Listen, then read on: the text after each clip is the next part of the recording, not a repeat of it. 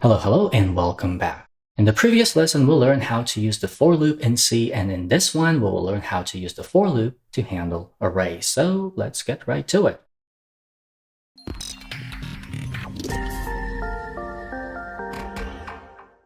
First of all, let's create a new file in VS Code.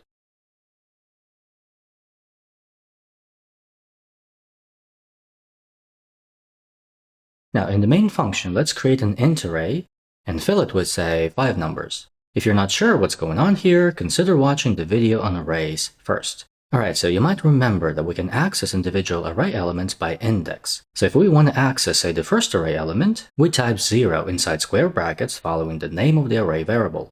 Now, what can we do with this array element? Well, one thing we can do is we can print it, like this. Alright, now what do we type inside the square brackets if we want to access the last array element? The index of the last array element is always size minus 1, where size is the total number of elements in the array.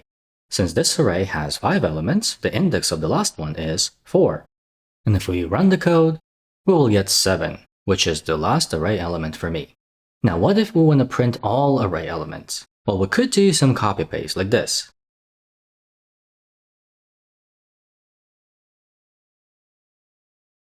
But you might remember from the previous video that we should avoid copy-paste in the code as much as possible. And you might also remember that using loops is one way to do that. To show you what I mean, let's write a for loop. We're going to assign the loop counter 0, since 0 is the index of the first array element. We're going to run the loop while I is less than 5, since 5 is the size of array, and the index of the last array element is 5 minus 1, which is 4. And we're going to increment I by 1, since we want to access all array elements. And now inside the loop, we're going to print array element at index I. And let's also add a new line character to make sure the array elements do not get jammed together.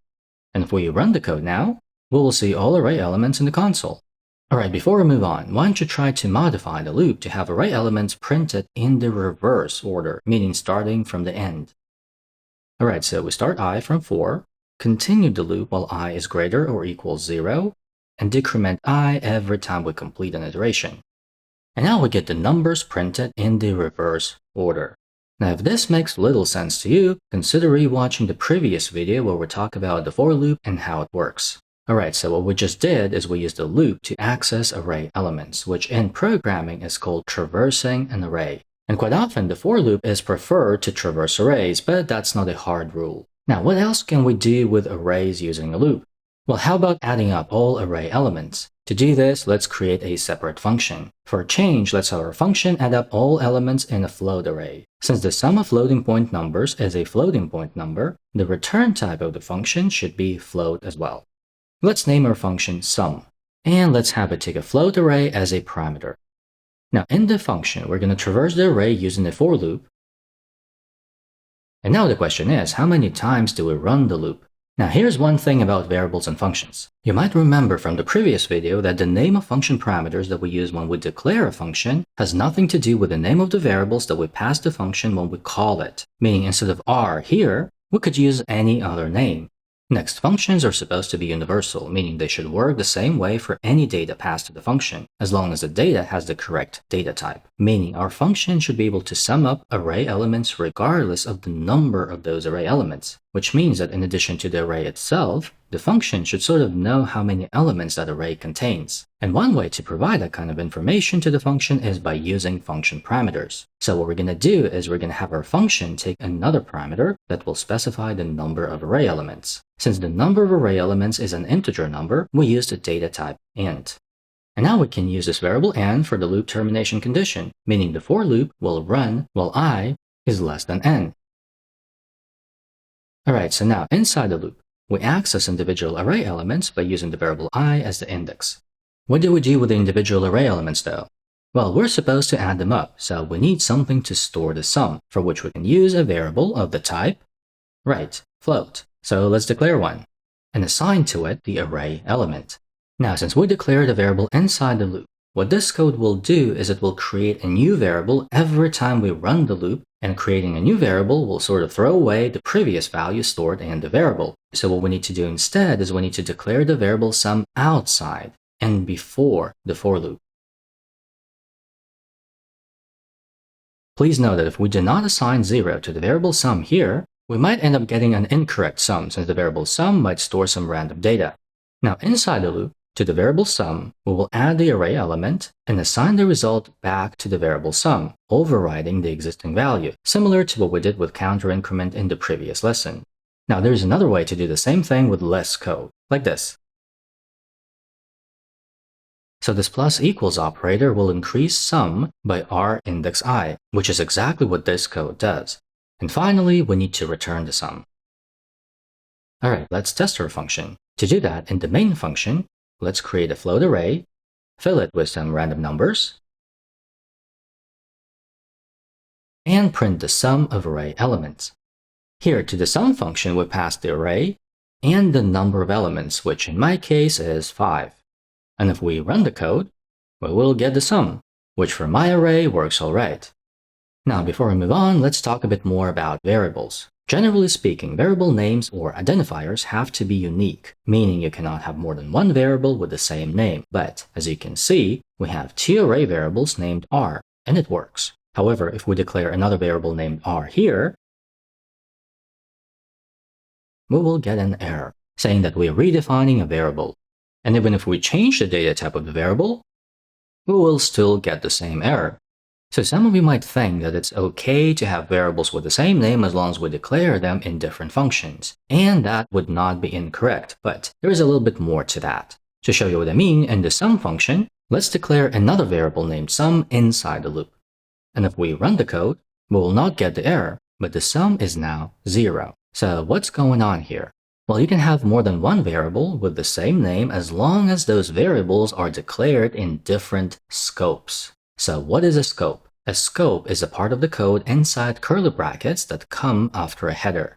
Keep in mind though that while all scopes are defined by curly brackets, not all curly brackets represent a scope. For example, this pair of curly brackets is used to define the contents of an array, and you can't declare variables here. Alright, so the body of a function is a scope, meaning the sum function has its scope defined by these curly brackets. Inside the scope of the function, we have a for loop, and the body of the for loop is also a scope. So here we have two variables named sum declared in different scopes, so there is no error. However, these two are separate variables. Another thing that you should know is that variables do not exist outside the scope that they are declared in, meaning this variable sum does not exist outside the body of the for loop, while this variable sum does not exist outside the body of the function.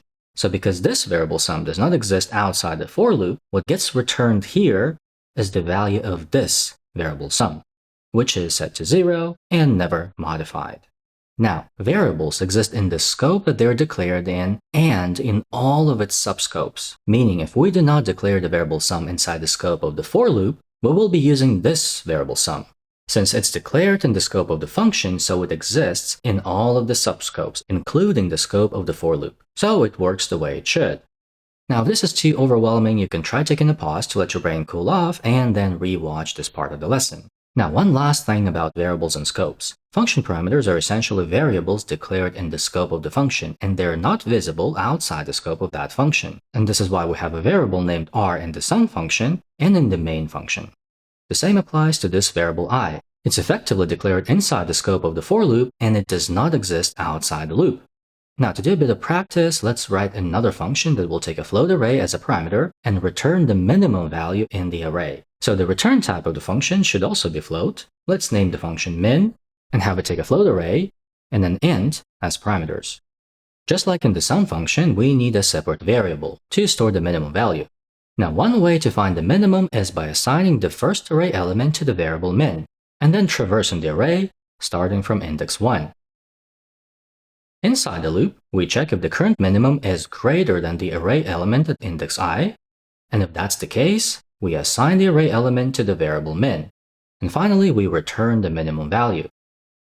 Alright, so now in the main function, let's call the min function like this.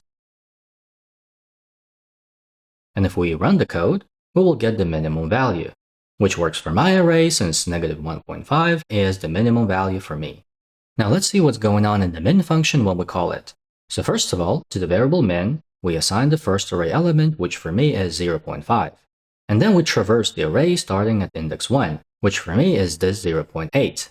Since the current minimum of 0.5 is not greater than 0.8, we skip the code inside the body of the if block and move on to the next array element. Since 0.5 is greater than negative 1.5, we assign negative 1.5 to the variable min and move on to the next array element. Since the current minimum of negative 1.5 is not greater than 3.7, we move on to the next array element, which is 5. And since 5 is not less than negative 1.5, we skip the code inside the if block again. Since we have no more array elements, the loop terminates, and the function returns the value of the variable min, which is negative 1.5.